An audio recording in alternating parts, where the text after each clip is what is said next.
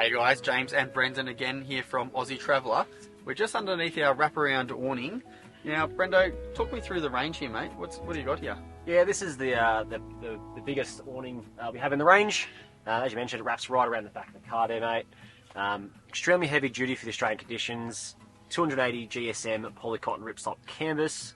So waterproof, keeping us off right now. Exactly right. On the days that it is quite sunny, we don't have that problem today, but it's rated UPF 50, so it's definitely going to keep that sun and the heat off you and protect you from the elements. And I see just behind me we've got a slip-on front wall essentially to protect us. It is, so it's a front privacy wall.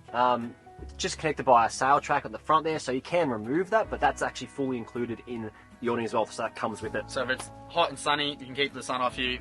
If it's raining like today, you can keep the rain from blowing in on the side as well. We're set up underneath. That's fantastic, mate. Heavy duty framing, so again, like the others in the range, all the poles and everything are joined to the frame of the awning. So fully integrated as well? Fully integrated. So it all folds back up? Folds up, slides in, connects back into the awning casing there as well. What's a rough setup time, mate, on something like this? Looks like it'll take me a couple of hours. Yeah, so we had this up in about no longer than 2 minutes, I reckon, mate.